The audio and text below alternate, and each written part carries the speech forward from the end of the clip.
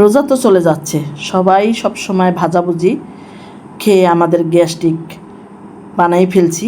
ঈদের দিন যদি আমরা এরকমের একটা ডেজার্ট রাখি তাহলে কেমন হয় বলেন তো বন্ধুরা? দেখলেই তো এখনই খেতে ইচ্ছা করে। ঈদের দিন আশা করি এই ডেজার্ট রেসিপিটা অবশ্যই দেখবেন, দেখে একবার হলো বানাইবেন। বানাইয়া যত পরিজন আসবে আপনার সব ধরনের খাবার রেখে কিন্তু এই ডেজার্টটাই খাবে।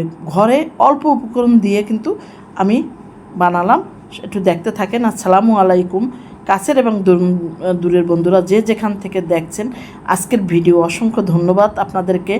একদম সহজ রেসিপিতে আজকে ডেজার্ট। প্রথমেই আমি কলা কেটে নিলাম, এভাবে করে কেটে নিতে হবে। কলাগুলা একটু পাতলাও না মোটাও না, এভাবে সাইজ করে। সাথে আরেকটা আমার আম নিতে হবে। আপনারা অন্য ফলও দিতে পারেন, কিন্তু আমটা দিলে নরম, খেতে ভালো লাগবে আরও। এখানে আমি আম নিয়ে নেব এক ফালা। আমার কিন্তু এই আম গাছে এখন হয়নি, এখন তো আমের সিজন না, ছোট ছোট। এটা আমার ফ্রোজন করা আম, আমি কিন্তু ফ্রিজে ফ্রোজন করে রেখে দিছি। সেখান থেকে আমি আম স্লাইস করে টুকরা টুকরা করে কেটে নেব। যেরকম দেখতে সেরকম কিন্তু খেতে ছিল। এটা ইফতারিতেও রাখতে পারেন। এখানে ছিল চিড়া, চিড়িটা ধুইয়া তারপরে কিন্তু সাথে সাথেই পানিটা ঝরাই রেখে দিছি। এখন কিন্তু আমাদের ডেজার্টটা বানাবার পালা। প্রথমে লেয়ারে দিয়ে দিলাম চিড়া দেওয়ার পরে ঘন করে দুধ জাল দিয়ে সেটা ঠান্ডা করে সেই দুধটা কিন্তু আমি এখানে আস্তে আস্তে করে ঢেলে দিলাম। তারপরে দিলাম মুড়ি, একদম মনে করেন সেরকম লাগবে খেতে।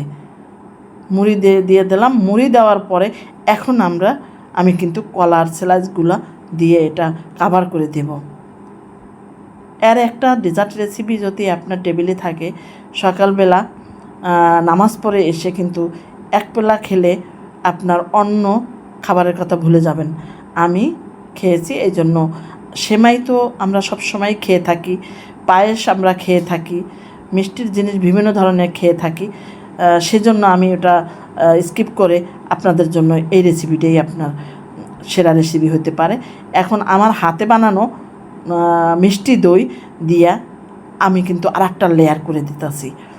আপনারা টক দই দিয়েও কিন্তু এখানে লেয়ারটা করে দিতে পারেন যদি মিষ্টি দই অ্যাভয়েড করেন, কিন্তু মিষ্টি দই দিয়ে বানালে খেতে কিন্তু একটু বেশি ভালো লাগে। দিয়ে দিলাম আমার হাতে বানানো দই। এখন মিষ্টি দই, এখন আমার গুড়, আমি এখানে চিনি ব্যবহার করতে পারেন, আমি কিছু গুড় ব্যবহার করব অল্প, যেহেতু মিষ্টি দই এখানে বেশি গুড় দেওয়ার কোনো দরকার নেই। অল্প একটু গুড় দিলাম, এটা আখের গুড়। আপনারা দেখলেই বুঝতে পারেন যে ডেজার্টটা কীরকম হতে পারে। যদি ভালো লাগে অবশ্যই পারুল আলমের কিচেন থেকে দেখলে সাবস্ক্রাইব করে পাশে রাখবেন নতুন আপডেট ভিডিও দেখার জন্য। আর ফেসবুক থেকে দেখলে ফেসবুকটা ফলো দিয়ে রাখবেন নতুন ভিডিও আপডেট দেখার জন্য। এখন লেয়ারে লেয়ারে আবারও মুড়ি, চিড়া, এখন দিলাম খেজুর স্লাইস করে কেটে কিন্তু খেজুর দিয়ে দিলাম। এখানে কাঠবাদাম কিছু কুচি দিয়ে দিলাম। তারপরে আবারও কিন্তু ঘন দুধ আবারও চারদিক দিয়ে ছড়াই দিলাম। এখন পাউডার দুধ উপর দিয়ে আর একবার আমি কভার করে দিতেছি। এখানে আপনারা কনডেন্স মিল্ক ব্যবহার করতে পারেন পাউডার দুধ না দিতে চাইলে। আবারও আমি চিড়া দিয়ে কভার করে দিলাম। এতটা টেস্টি, এতটা মজা ছিল যে কি বলবো। এখন চারপাশ দিয়ে মুড়ি দিয়ে জায়গাটা ফিল আপ করে নিলাম। এখন বাদ বাকি দুধ দিয়ে একদম, এখানে কিন্তু পানি দেওয়া যাবে না, তাহলে কিন্তু ভালো লাগবে না খেতে। মিষ্টিটা কম বেশি করে নেবেন। তারপরে আমি একটু ডেকোরেশন না করলে তো ভালো লাগে না। এখন কলার স্লাইস দিয়ে আমি আমার মনের মাধুরী দিয়ে সাজাই দিলাম। আপনারা আপনাদের মতন সাজিয়ে পরিবেশন করতে পারেন। কেমন লাগলো অবশ্যই কমেন্টস করতে ভুলবেন না। তারপরে কিছু আমের টুকরা দিয়ে আমি এখানে কিন্তু আম ব্যালেন্ড করেও দিয়ে দিতে পারেন আপনারা। এখানে মুড়ি না দিয়ে ওটসও দিতে পারেন। আমি সহজভাবে দেখাইছি সেজন্য বলে দিলাম, আপনারা কিন্তু ওটস ব্যবহার করতে পারেন। এখানে দই দিয়া, মুড়ি দিয়ে দই দিয়ে কিন্তু একটু পরিবেশন করে দিলাম।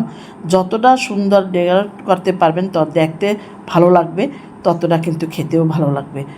যে জিনিসটা দেখতে ভালো লাগে না, খেতে যতই ভালো লাগুক কিন্তু মনের একটা সৌন্দর্য যে মনের সেটা কিন্তু লাগে না।